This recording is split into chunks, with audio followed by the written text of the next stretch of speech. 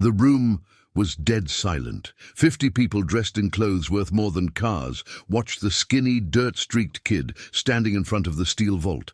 Lucas was 17, his hands calloused from working the scrapyard since he was 12, and he was shaking. Not from fear, from pure rage. Victor Ashford, the millionaire lounging in his Italian leather chair, lit a Cuban cigar and blew smoke toward the boy. The man was 60, silver hair perfectly groomed, wearing a suit that cost more than the house where Lucas lived, or used to live, because Victor had bought the land 3 days ago and given the family 2 options: get out in 24 hours or accept the deal. The deal. Lucas stared at the vault again. 10 feet tall, 6 feet wide, manufactured in Germany with military-grade technology.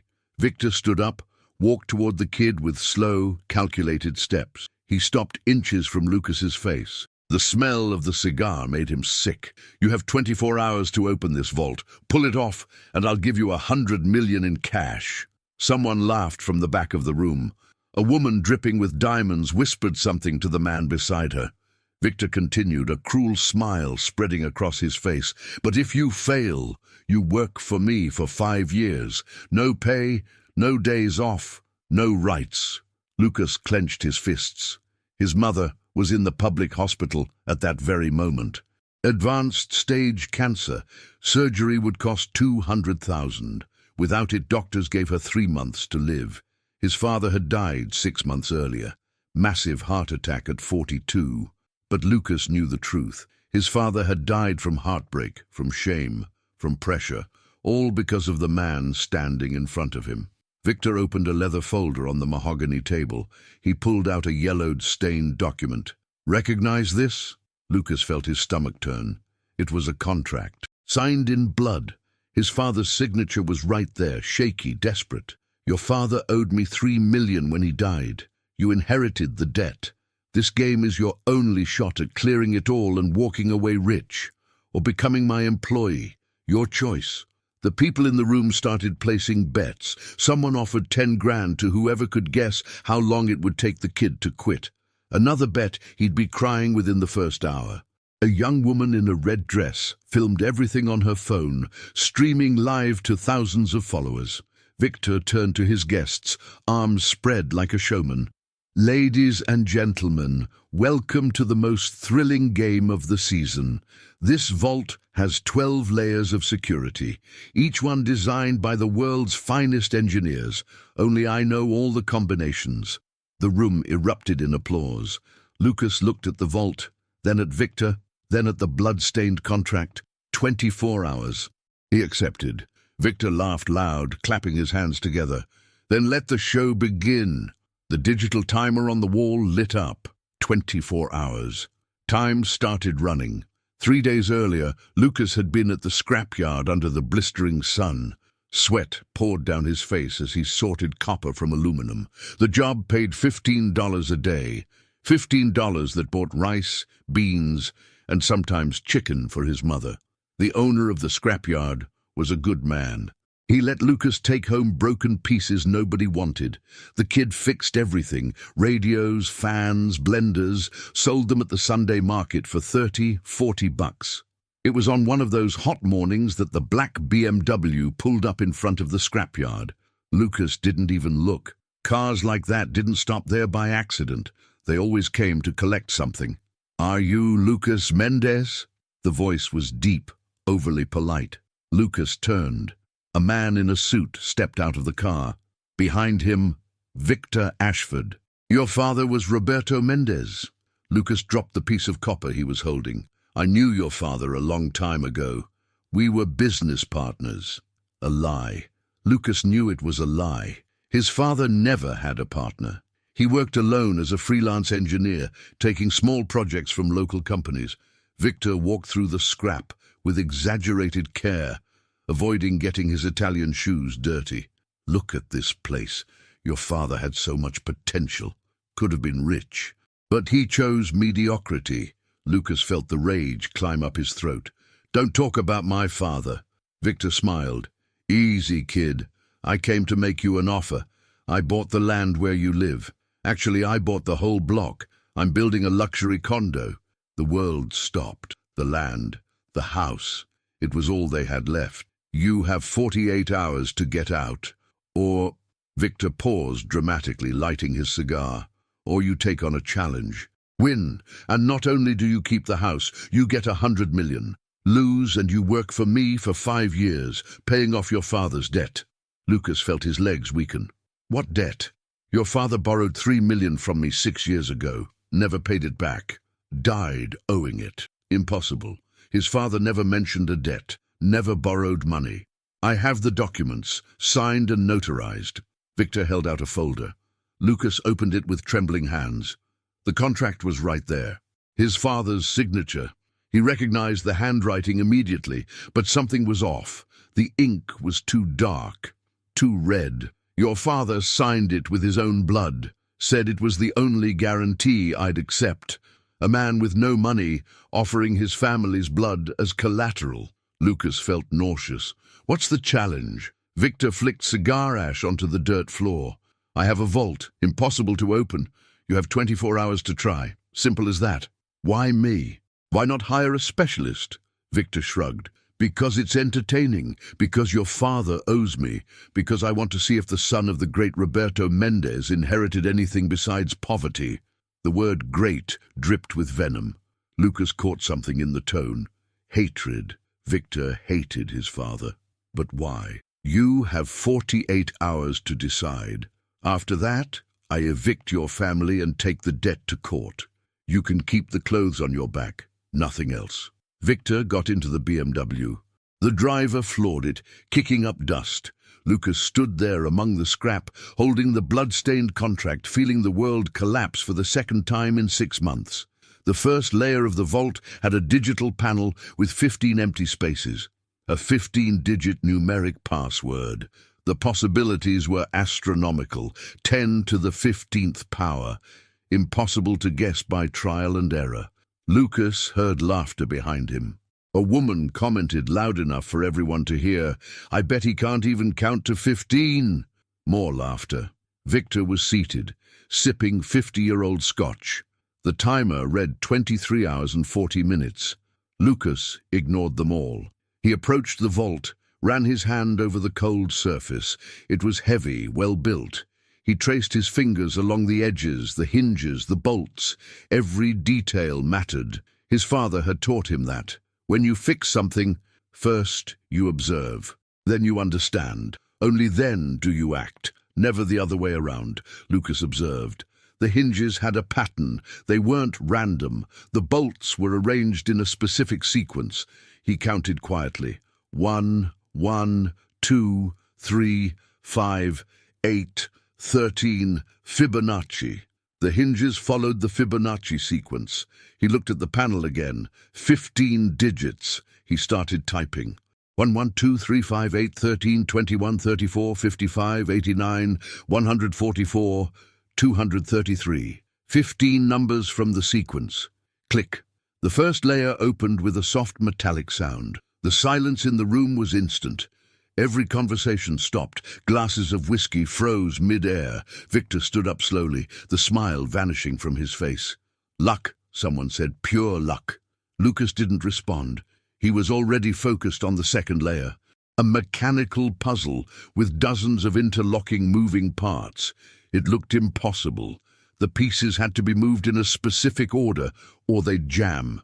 One wrong move and the whole system locked up, requiring a reset that would burn precious hours. Victor recovered his composure, smiled again. This layer was designed by a Swiss master watchmaker. Took 3 years to create. Good luck. Lucas studied the mechanism. The pieces were polished titanium, fitted with microscopic precision. He thought of the scrapyard. Thought of the engines he'd taken apart, old cars, broken compressors, industrial machines. Everything had internal logic. Everything had a sequence. He started moving the pieces, slowly, testing resistance, feeling where each one wanted to go. His fingers moved with a confidence he didn't know he had. 5 minutes later, all the pieces were aligned. Click. The second layer opened. This time, some guests applauded. Victor wasn't smiling anymore. The third layer was a panel with texts in 7 different languages: English, Mandarin, Arabic, Russian, French, German, Hindi.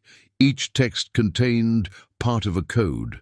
You had to read them all, translate mentally, and combine the information to discover the final password. Victor poured himself more whiskey. This is the end. Kid probably can't even speak proper English. Lucas looked at the texts. He remembered his father sitting at the kitchen table, old dictionaries spread out. His father spoke 6 languages. Said knowledge didn't take up space. Said an engineer needed to read technical manuals from all over the world. He taught his son while fixing broken refrigerators and stoves. Every job was a lesson.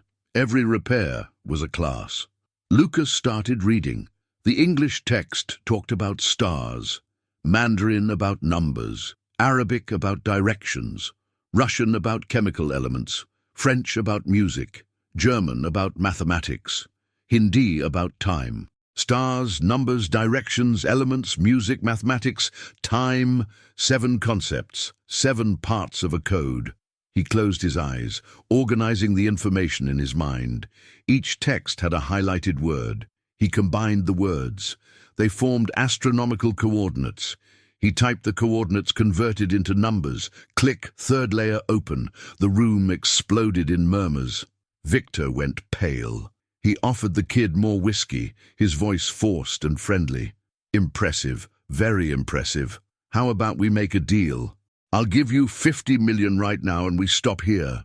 Lucas looked at the man. 100 million or nothing. Victor threw his empty glass at the wall. The crystal exploded into 1,000 pieces. Some guests stepped back, startled. A lawyer present stood up, writing something in a notepad. Continue then. Let's see how far your luck goes. The 4th layer made Lucas stop. It was a system of crisscrossing red lasers, motion sensors everywhere. On sudden movement, and alarms would sound, locking the vault completely. Attempts remaining 1. Victor was confident again. Israeli military technology. Not even professional thieves can get past it. Lucas sat on the floor. 22 hours on the timer.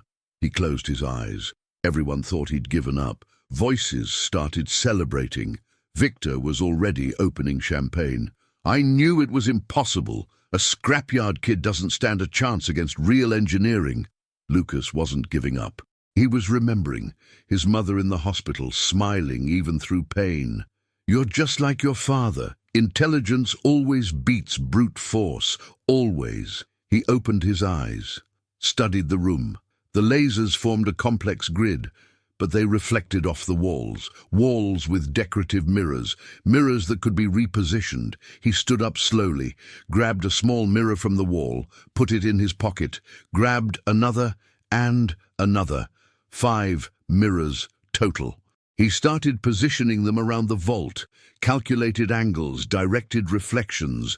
The lasers began to bend, bouncing off the mirrors, creating new paths. Someone in the room realized what was happening. My God, he's redirecting the lasers. Lucas worked for 40 minutes. Sweat poured down his face, trembling hands positioning each mirror with millimeter precision. One mistake and everything would collapse. He placed the last mirror. The lasers now formed a clear path to the control panel. He walked between them, body contorted at impossible angles, reached the panel, deactivated the system. Click, 4th layer open. Half the guests stood and applauded. The other half looked at Victor, waiting for his reaction. The millionaire was purple with rage. Security guards moved toward Lucas. The lawyer stepped between them. Any intimidation invalidates the contract. I have 50 witnesses here. Victor ordered the guards back. His face was a mask of pure hatred. The 5th layer was biometric, fingerprint reader.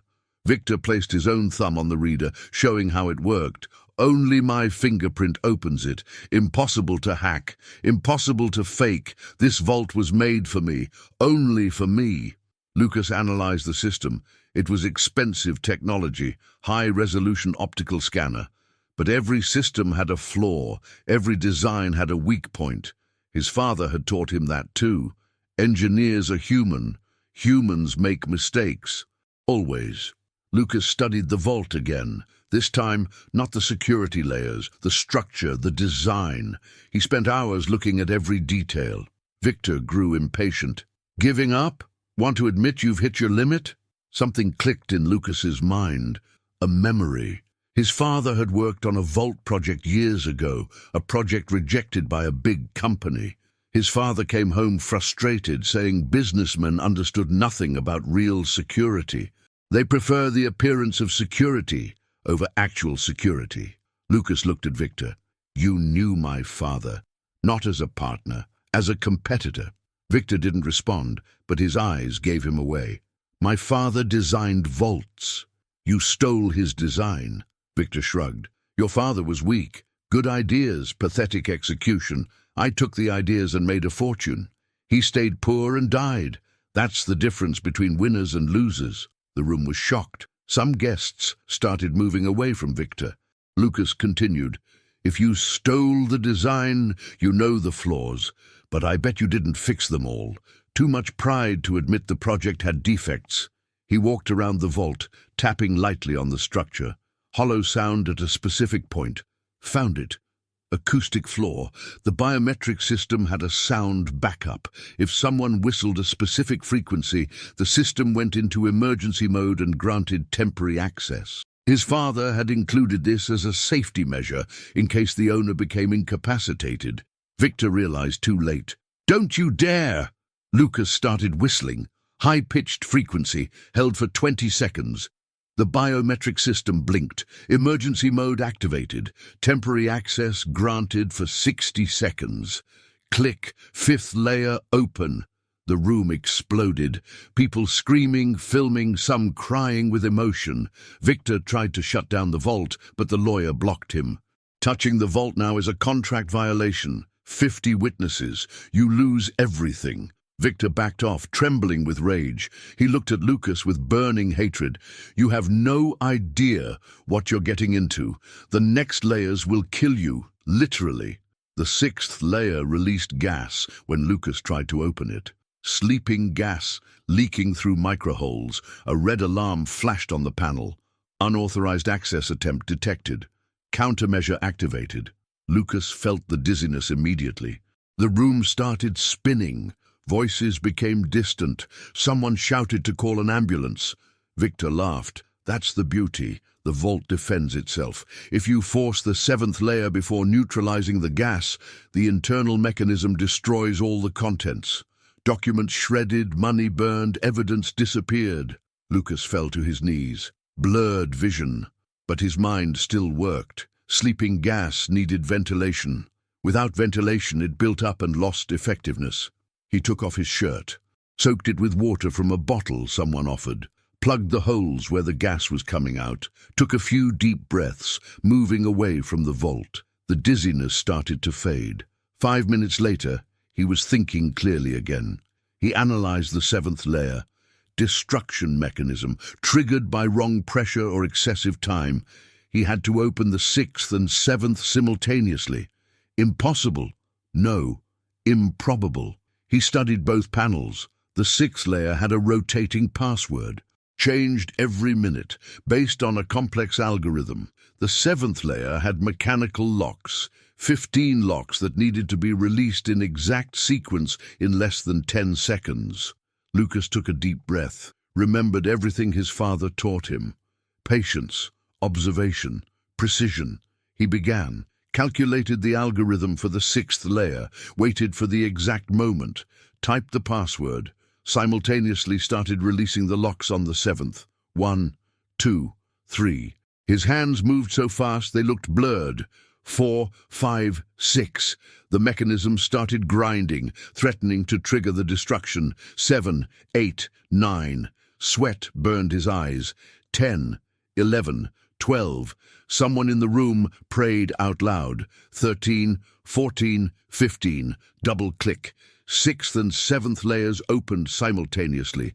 Lucas fell backward, exhausted. The room exploded in applause. People jumping, screaming. Victor tried to cut power to the vault, pulled the circuit breaker. The lights went out, But the vault had an emergency generator, automatic backup, internal lights came on, keeping all systems running. The lawyer grabbed Victor by the arm. "One more sabotage attempt and I void the contract in your disfavor. You lose everything, witnesses, cameras, evidence." Victor pulled away, retreating to a corner of the room, pale, defeated, but still dangerous. 18 hours had passed. Lucas had been working non-stop. No food, no water, no rest. The 8th layer was a university-level mathematical puzzle. Partial differential equations, number theory, algebraic topology. Lucas had never been to college, barely finished high school, but his father had an entire library of technical books bought from used bookstores. They spent nights studying together. "Mathematics is a universal language," his father would say. "Learn math and you understand the universe." Lucas solved the puzzle in 40 minutes. The 9th layer was Morse code, but not simple Morse. Modified Morse with an apparently random pattern. Lucas discovered that the pattern followed old radio frequencies, frequencies his father tuned into at the scrapyard when searching for specific parts. He decoded it in 30 minutes. The 10th layer was a combination that changed every 30 seconds, digital display showing dancing numbers. Lucas realized the numbers weren't random. They followed stock prices, specific stocks from Victor's company. He calculated the pattern, waited for the right moment, typed, click, 10th layer open, 6 hours left on the timer, 2 final layers. Lucas felt his body falter, legs weak, vision with black spots around the edges. Someone offered coffee. He drank it, burning his throat. The crowd outside the mansion had grown. The young woman in the red dress was still streaming live. Millions watching on phones. The story of the poor kid challenging the corrupt millionaire had gone viral. Local media arrived with professional cameras. News helicopters circled the area. Lucas sat on the floor, leaning against the cold wall. Closed his eyes for a moment. Thought of his mother, alone in the hospital, not knowing anything. Thought of his father, dead 6 months, buried without money for a decent headstone. He felt something in his pocket, crumpled paper. Didn't remember putting it there. He pulled it out. It was a letter, his father's handwriting. "My son, if you're reading this, it means Victor has finally shown who he really is. This man stole 20 years of my life, stole my inventions, my dignity, my health, but he couldn't steal what I taught you. Intelligence, persistence, dignity. Inside Victor's vault is evidence of all his crimes, documents proving fraud, false contracts, destroyed families. I knew that one day you would face this man. That's why I taught you everything I know. Mathematics, languages, engineering, logic. Not by accident, out of necessity. The last layer of the vault has a secret Victor doesn't know, because he never understood how systems really work. True strength isn't in complexity, it's in simplicity. Remember, the greatest secret is always at the base. Your father who loves you. Lucas read the letter 3 times, tears streaming. He stood up, looked at the vault with new eyes. 5 hours remaining. The 11th layer was revealed, self-destruct system counting down. Display showing 3 hours. If the layer wasn't deactivated correctly, an internal explosive would destroy all the vault's contents. Victor was confident again. "This is the end, kid. Even I don't know how to deactivate this layer. It was programmed by a military security specialist. Once activated, it's impossible to stop." Lucas studied the mechanism. Colored wires, digital panels, complex circuits. Looked like a bomb from an action movie. The room was in panic. People wanting to leave, afraid of a real explosion. The lawyer consulted an expert by phone. The expert confirmed extremely dangerous system, not recommended to attempt deactivation without military training. Victor walked up to Lucas, finally going to admit defeat. Lucas ignored him, kept studying. Victor got closer, whispering venomously, "Your father also thought he was smart, also thought he could beat me. Know where he is now? 6 feet underground, poor, forgotten, failed." Lucas turned slowly, looked into Victor's eyes. For the first time, the millionaire saw something that made his blood freeze. Absolute determination. My father discovered your crimes. You just admitted it in front of everyone. The sentence came out calm, firm. Victor realized too late. 50 witnesses heard. Cameras recorded. Live stream captured everything. You confess that you stole his inventions, that you built a fortune on stolen intellectual property. The lawyer was already typing furiously on his laptop, recording witness statements. Victor went livid. That doesn't mean anything, doesn't prove anything. Lucas turned back to the vault. 2 minutes later he shouted, "Found it." Everyone looked. The 11th layer was a distraction. The self-destruct system was real, but it wasn't in the obvious layer. It was at the base of the vault, hidden. The father's letter was right. The greatest secret is always at the base. Lucas lay on the floor, looked underneath the vault. There was a hidden panel, only accessible from below, impossible to see from any other angle. He started disassembling. Tiny screws, delicate connections, steady hands despite exhaustion tremors. He deactivated the system. The countdown stopped with 40 minutes remaining. The room erupted in celebration, but Lucas didn't celebrate. He was focused on the 12th layer, the last one. The 12th layer left everyone shocked. It was an old lock, the kind you saw in 50-year-old vaults. Nothing digital, nothing technological, just a simple keyhole. Victor started laughing, hysterical. "You think you've won? This lock needs a specific key, a key only I have. You may have gotten through all the layers, but without this key, you'll never open it." He showed a chain around his neck, a gold key hanging from it. "Maximum security was an illusion, kid. Real security has always been simple. One key, one lock, impossible to hack, impossible to fake." Lucas studied the lock. It was old indeed, but not impossible. He remembered his father's lessons. Old locks were more vulnerable, less precise. With the right tools, they opened easily. He needed tools. Looked around.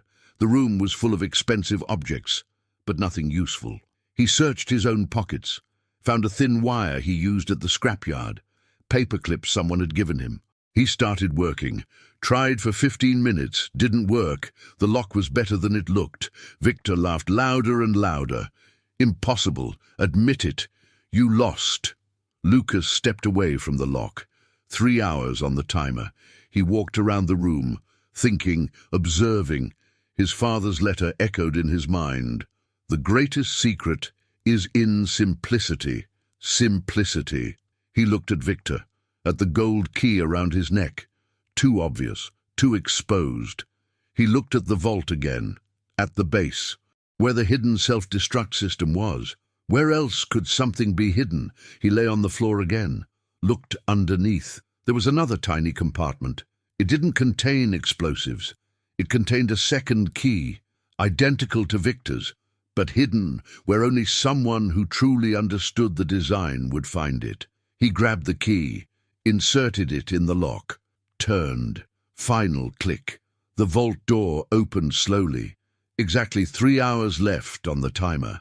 Inside the vault, stacks of documents, organized folders, USB drives with data and money, lots of money. But Lucas ignored the money. He grabbed the first folder. Read. Fraudulent contracts. 50 destroyed companies. 50 ruined families. All by Victor Ashford. One of the companies belonged to his father. The contract proved Victor had stolen patents valued at 500 million. Patents that belonged to Roberto Mendez. Patents that generated Victor's entire fortune. Lucas looked at the millionaire. "You're not rich.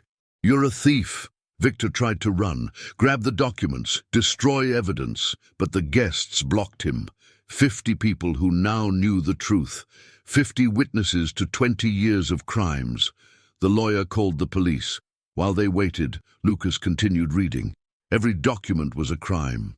Every page was proof. Fraud, extortion, bribery, forgery, theft of intellectual property, even suspicions of 3 contracted murders. Competing businessmen who died in accidents. Investigations closed after mysterious payments. The police arrived in 20 minutes. Victor was arrested in front of everyone. Handcuffs on his wrists, cameras filming every second. The man who had everything lost everything in 24 hours. 3 months later, Victor Ashford's trial became the most publicized case of the year. 50 witnesses testified. Documents from the vault were presented as evidence. Forensics confirmed the authenticity of everything. Victor tried to plead insanity, tried to bribe jurors, tried to intimidate witnesses. Nothing worked. The truth was exposed. Impossible to hide. Verdict: guilty on all charges. Sentence: 30 years in prison. No parole. All assets seized, companies sold, mansions auctioned, bank accounts frozen. Entire fortune used to compensate victims. Lucas was in the courtroom when the sentence was read. He didn't feel joy, didn't feel revenge. He felt justice. Important difference. The 50 families destroyed by Victor received compensation. Money didn't erase the past, but it helped build a future. Lucas's mother had the surgery. Private hospital. Best oncologist in the country. Complete treatment. 6 months later, she was cured, cancer-free. Lucas used part of the money to create a foundation, the Roberto Mendez Institute of Education and Technology. It offered free courses in engineering, mathematics, languages for young people from poor communities. Victor's mansion was transformed into headquarters. Luxurious rooms became classrooms. Pool became a laboratory. Garage became a workshop. 1,000 students enrolled the first year. Lucas gave lectures regularly, told his story, not to brag, to inspire. 1 year after opening the vault, Lucas visited the cemetery, brought flowers to his father's grave. Now it had a marble headstone. Name engraved in gold letters: Roberto Mendez, engineer, teacher, father, hero. Lucas knelt on the grass. Thank you for everything you taught me. Thank you for preparing me for this day even without me knowing. Thank you for being an honest man in a world of thieves. Wind swayed the trees, birds sang, sun shone. Lucas felt peace. It wasn't an ending, it was a beginning. The guests who supported Lucas during the challenge became friends. Some became mentors. Honest businessmen offered partnerships. Serious investors offered capital. Lucas refused almost everything. He didn't want to build an empire. He wanted to build a legacy. Fundamental difference. The young woman in the red dress who streamed everything live wrote a book about the story. International bestseller. Half the profits donated to the Institute. Documentaries were made. Films were proposed. Lucas refused. He didn't want fame. He wanted impact. On his last visit to his father's grave, Lucas left a letter. Dad, you taught me that intelligence beats strength, that persistence beats luck, that dignity beats wealth. Today I understand everything. You didn't just teach me to open vaults. You taught me to open minds, including my own. Victor Ashford tried to turn me into a slave. Without knowing it, he turned me into a liberator. Liberator of 50 families, liberator of 1,000 young people at the Institute, and liberator of myself. The greatest revenge wasn't opening the vault. It was proving you raised someone bigger than your enemies. Thank you for everything, your son who honors you. Lucas stood up, looked at the horizon, sun setting golden. Tomorrow would be a new day, new challenges, new layers to open. But this time he wouldn't be alone. He'd have 1,000 young people learning, 50 rebuilt families, a healthy mother, and the memory of a father who never gave up. The final lesson was clear. The greatest vault wasn't made of steel, it was made of ignorance. And the key to open it wasn't gold, it was knowledge. Victor Ashford spent 20 years building an empire on lies. It took 24 hours to crumble. Lucas Mendez spent 17 years building character on truth, and that would never crumble. Lucas was in the Institute's office when the phone rang. 2 years had passed since Victor's trial. Life had found a new rhythm, stable, almost peaceful. Hello. The voice on the other end was hesitant. My name is Amanda Carvalho. I'm a lawyer. I need to speak with you about something urgent. Lucas felt his stomach tighten. Urgent was never good news. About what? About Victor Ashford. He died yesterday in prison. The world stopped for a second. Lucas didn't feel pity, didn't feel joy, felt only emptiness. How? Heart attack. At 62. But before he died, he left a letter. For you. Lucas scheduled a meeting for the next day. He spent the night awake. Victor dead, after everything, after a 30-year sentence, after losing everything, dead just 2 years later. The lawyer arrived punctually. A 50-year-old woman, grey hair, tired eyes. She handed over a sealed envelope. Victor hired me 3 weeks ago, said he was sick, knew he was going to die, asked me to deliver this personally. Lucas held the envelope. Expensive paper. Wax seal. Even in death, Victor maintained appearances. Thank you for bringing it. The lawyer hesitated at the door. He changed in the last few months. I don't know if I believe in redemption, but he seemed different. Remorseful, perhaps. She left. Lucas was alone with the envelope. Opened it slowly.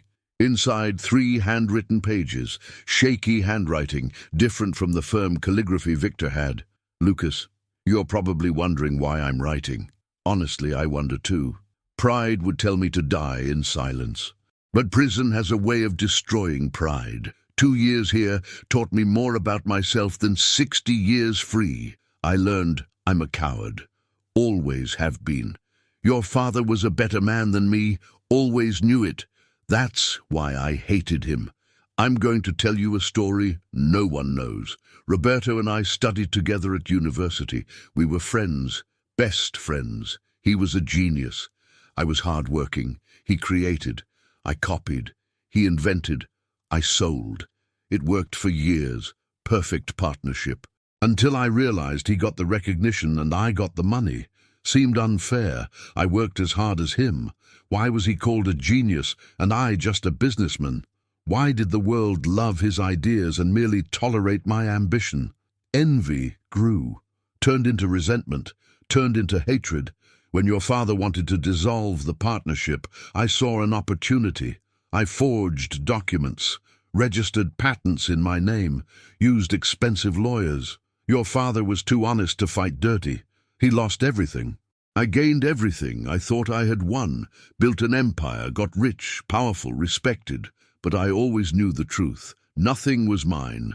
Everything was his. Every project, every invention, every success stolen.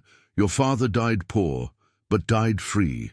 I lived rich, but lived prisoner of my own lie. Physical prison didn't change anything. I was always imprisoned. The vault game was a pathetic last attempt to prove superiority. If you failed, it would prove you were inferior to your father. If you succeeded, it would prove I was right to steal from Roberto because his genes created you. Twisted logic of a desperate man. You didn't just open the vault. You destroyed my illusion. Proved that integrity beats cheating. That the son of the man I robbed was better than me. I have no forgiveness to ask for. Don't deserve it. But I need you to know one thing. The patents I stole from your father were worth much more than 500 million. They were worth billions. There were others hidden, never registered, kept in case I needed to start over. I left everything to you. Documents are with the lawyer. Complete projects, original designs, Roberto's notes. Everything. Use them however you want. Destroy them if you prefer.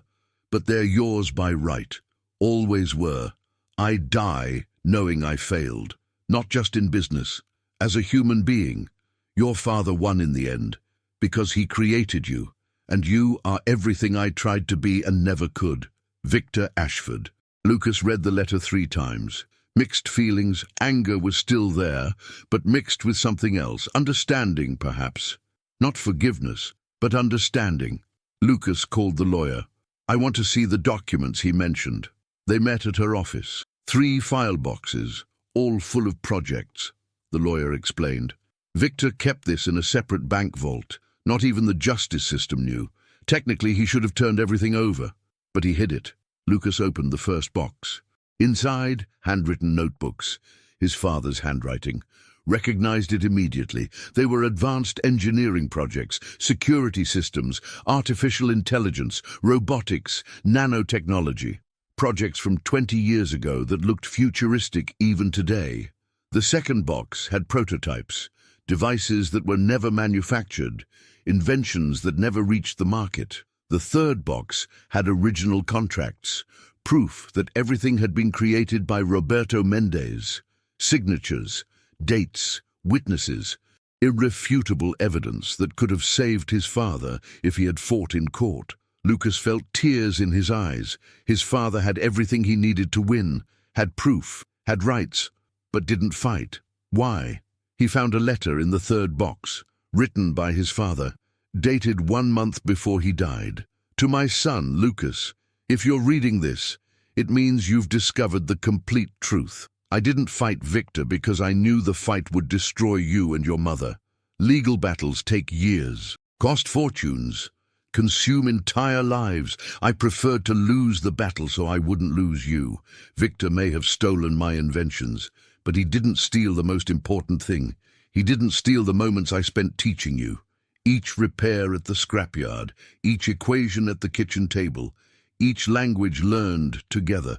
That's worth more than billions. You are my true invention, my masterpiece. You don't need to avenge. You need to live. Live well, live right, live free. If you ever recover these projects, use them for good, not for revenge, not for wealth, for impact. Your father, who always believed in you. Lucas closed his eyes, took a deep breath, knew exactly what to do. 6 months later, Lucas announced a new project. The Roberto Mendez Institute would launch 100 products based on his father's inventions, but wouldn't sell them. Would release the patents for free, open source, available for anyone to use, modify, improve. The tech world exploded. Companies wanted to buy. Investors offered billions. Lucas refused everything. These inventions were stolen once. They won't be monopolized again. They belong to humanity. One of the projects was an affordable residential security system, cutting-edge technology at minimal production cost. Another was an advanced robotic prosthesis, produced by a common 3D printer, cost of $1,000, functionality of a $500,000 prosthetic. Another was a water purification system, using nanotechnology, transformed contaminated water into drinkable, cost $50 to produce, would save millions of lives. The invention spread. Small manufacturers started producing. Poor communities gained access to cutting-edge technology. The impact was global. Large companies were furious, sued Lucas for dumping, for unfair competition, for breaking the market. Lucas won every case. He wasn't selling, he was donating. There was no crime in that. The foundation Victor had built on theft was replaced by a legacy of generosity. The name Roberto Mendez became synonymous with ethical innovation. Universities created courses about him. Engineering students studied not just his inventions, but his philosophy. Create to serve, not to dominate. Lucas gave lectures around the world, told the complete story. Stolen father, corrupt millionaire, impossible vault, and forgiveness chosen instead of revenge. After a lecture at a European university, a young student raised his hand. You didn't get rich from your father's patents. Don't you feel you wasted an opportunity? Lucas smiled. My father left me 2 inheritances, projects worth billions, and values that are priceless. I chose the second because wealth buys comfort, values build character, and character lasts forever. The audience gave him a standing ovation. 5 years after Victor's death, Lucas was at the institute when an unexpected visitor arrived. A 30-year-old woman, pregnant, eyes red from crying. Can I speak with you? Of course, come in. She sat down with difficulty. Large belly, advanced pregnancy. My name is Helena. I'm Victor Ashford's daughter. Lucas fell silent. He didn't know Victor had children. He abandoned me when I was 5. My mother was his secretary. He paid us to leave. Never wanted to know about us again. Tears ran down her face. When he was arrested, I felt relief. Justice finally caught up with the man who ruined my childhood. But then he died, and the lawyer handed me a letter. Helena showed an envelope, similar to the one Lucas had received. I read his letter, apologizing, saying he was a coward, that abandoning me and my mother was the worst crime he committed. She looked at Lucas with desperation. I don't know if I forgive. I don't know if I should, but I'm pregnant. I'm having a baby in 2 months, and I don't want my child to grow up with hatred of his grandfather in his heart. Lucas understood why she was there. You want to know if you should forgive? Helena nodded. Did you forgive? Lucas thought carefully. I didn't forgive immediately. Forgiveness isn't a switch you flip. It's a process, long, painful, but necessary. Not for Victor, for me. Carrying hatred is like drinking poison and expecting the enemy to die. It only poisons you. Helena wiped her tears. But he doesn't deserve forgiveness. Lucas agreed. He doesn't. Forgiveness isn't about deserving. It's about liberation. You don't forgive to free him. You forgive to free yourself, and especially to free your child. He pointed to her belly. Your child will grow up in a different world. Doesn't need to carry his grandfather's mistakes. You can choose to break the cycle. Helena was silent for a long time, finally spoke. How do I do that? How do I forgive someone who hurt me so much? Lucas stood up. I'll show you something. He took her to a special room in the institute, an entire wall covered with photos, 50 families, all destroyed by Victor, all rebuilt afterward. These people had more reason to hate than me, than you. Victor ruined entire lives, but they all chose to forgive, not because he deserved it, because they deserved peace. Helena looked at the photos, families smiling, children playing, happy people. And look at this. Lucas showed a special section, photo of a young Victor, next to a photo of Lucas's father, both smiling, friends. Your father wasn't born a monster, he became one. Bad choices, envy, pride. But before that he was human, he was a friend, he was even good at some point. Helena touched the photo. I never saw my father happy. I always knew him bitter. Lucas placed a hand on her shoulder. You can choose to remember only the monster, or you can choose to remember that even monsters were human once. Doesn't justify crimes, but humanizes pain. And humanized pain is easier to heal. Helena started crying again, but this time different crying, not from anger, from relief. Thank you. I don't know if I'm ready to forgive completely, but I'm ready to try. Lucas smiled. That's all you need. Forgiveness doesn't happen all at once. It happens gradually, one day at a time. 10 years after opening the vault, Lucas stood on the stage of the country's largest auditorium. 2,000 people in the audience, millions watching online. It was the Institute's graduation ceremony, the 1,000th student receiving their diploma. Lucas looked at the audience.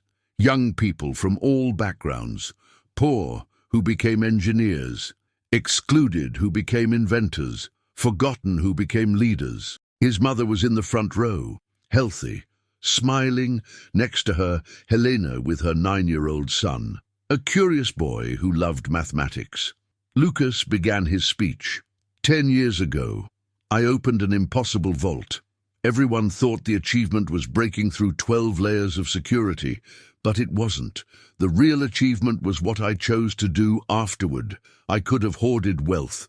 I could have sought revenge. I could have become a young version of the man I destroyed. Instead, I chose to build. The audience applauded. Lucas continued, My father taught me that knowledge without purpose is just information. Knowledge with purpose is transformation. You, 1,000 graduated students, are that transformation. You're not just engineers, you're builders of a better future. The last graduate climbed onto the stage. A 17-year-old kid, same age Lucas was when he opened the vault, came from the city's poorest community, had developed an intelligent irrigation system using artificial intelligence and cheap sensors, reduced water use by 80%, would save farms in dry regions. Lucas handed him the diploma. The kid hugged tight, whispered in his ear. "Thank you for believing in me when no one else did," Lucas responded. "Believing in you is easy. What was hard was you believing in yourself. You did that alone." The ceremony ended. Party began. Lucas went out to the balcony. Needed air.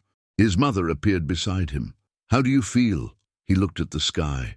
Stars shining. "I feel like I finally understand." The vault was never the challenge. The challenge was what to do with what was inside. Money, projects, truth. Everything was a test. She held her son's hand. "Your father would be proud, not for what you achieved, for what you became." Lucas smiled. "Funny. I spent years hating Victor for stealing from Dad, but in the end, he gave me the greatest gift. He forced me to discover who I really am.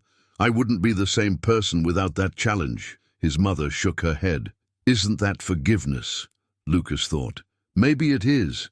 Maybe forgiveness is understanding that even our worst enemies teach us something, even if it's just what we don't want to be. They stayed there, mother and son, under stars, in comfortable silence. 15 years later, Lucas looked old for his 32 years. Hair starting to grey. Wrinkles of someone who works too much and sleeps too little. But his eyes still sparkled. The Roberto Mendez Institute had grown. It wasn't just one building anymore. It was 50 campuses across the country, 50,000 students per year, 100,000 graduates total. His father's inventions had changed entire industries. Water purification system was in 80 countries, saved 20 million lives. Robotic prosthetics were available in any public hospital. Restored mobility to 500,000 people. Affordable security systems reduced crimes in poor communities by 40%. The impact was measurable, real, lasting. Lucas received proposals constantly. Politicians wanted him to run for office. Companies wanted him as CEO. Universities wanted him as president. He refused everything. He had only one job: continue his father's legacy and teach the next generation to do the same. One rainy afternoon, Lucas was organizing old documents when he found his father's last letter hidden between pages of a technical notebook. He'd never seen it before. The handwriting was shaky, clearly written in a moment of pain. "My son, if you're reading this, it means I'm no longer here. I don't have much time. Heart is failing. Doctors say I have weeks. I didn't tell you or your mother. Didn't want our last moments together to be about death. I wanted them to be about life. I taught you everything I could. Mathematics, languages, engineering, but the most important lesson I saved for this letter. Life isn't about what you achieve. It's about what you overcome.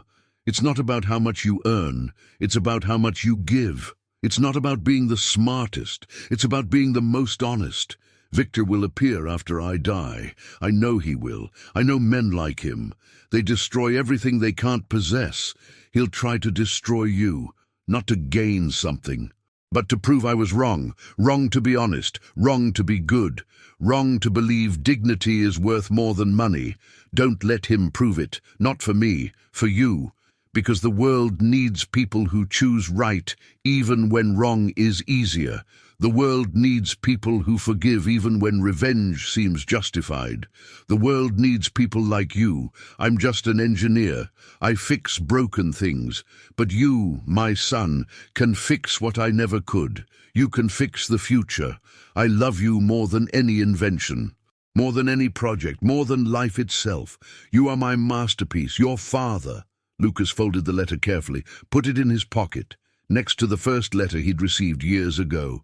2 letters, 2 moments, 1 truth. His father always knew the challenge would come, knew his son would win, knew the legacy would continue, not despite the pain, but through it. 20 years after opening the vault, Lucas stood before a new audience, this time at the UN.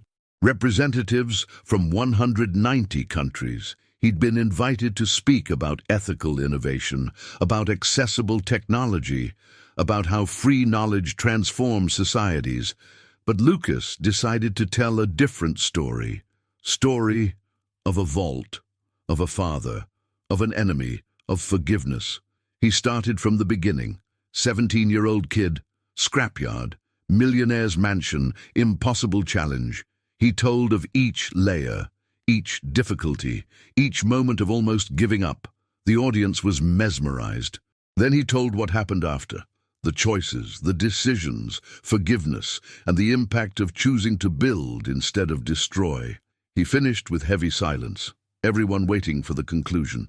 Lucas took a deep breath. That vault had 12 layers. Took me 24 hours to open, but I discovered there's another vault. Much harder.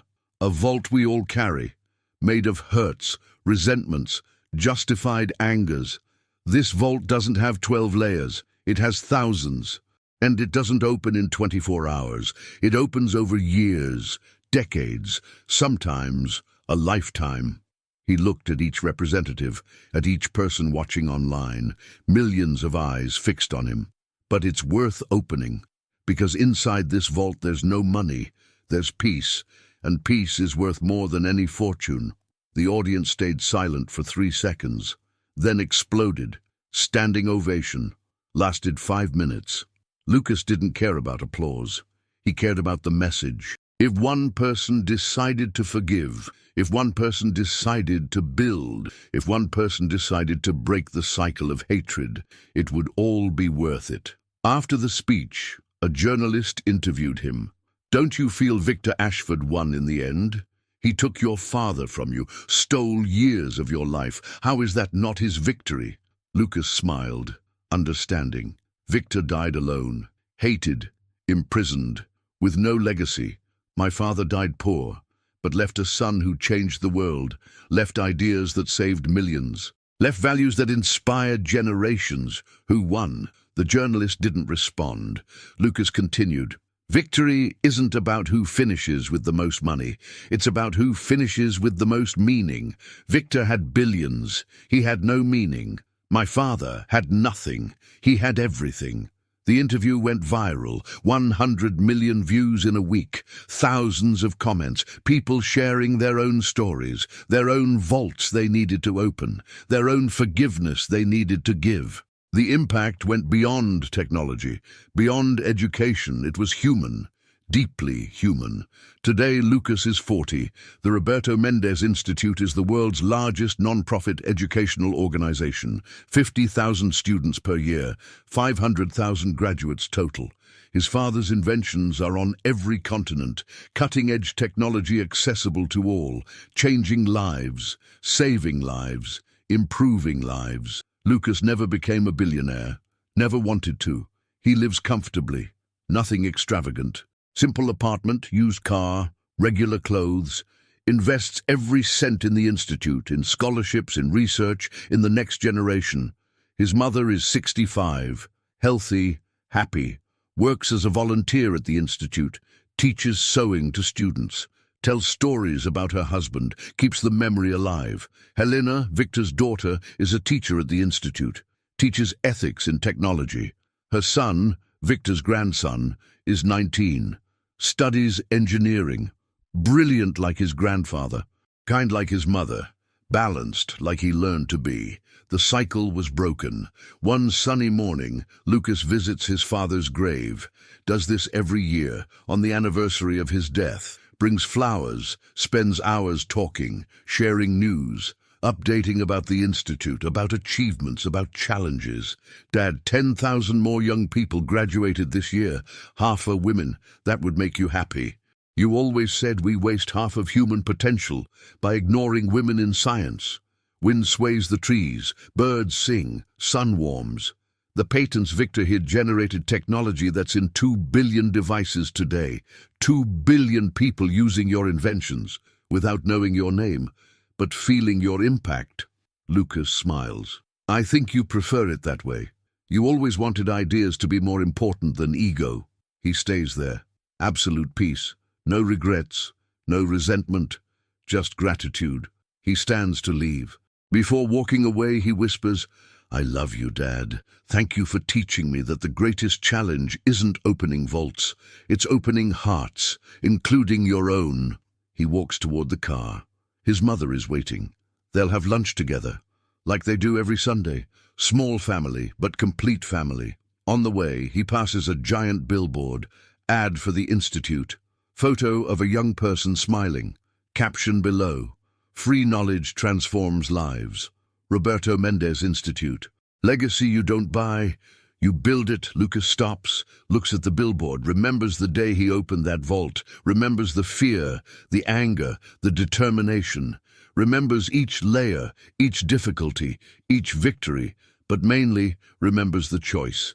The choice he made afterward, not to become victor, not to seek revenge, not to hoard wealth, to choose impact, to choose legacy, to choose meaning.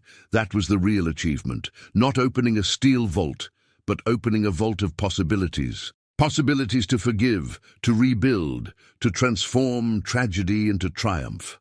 The car honks, mother impatient. Lucas smiles, gets in the car, and they go, mother and son, under sun, in peace, toward the future they built, together, with the memory of the man who made it all possible, Roberto Mendez, who never got rich, but left wealth that cannot be stolen, wealth of values, of integrity, of love, and that no vault in the world can lock away.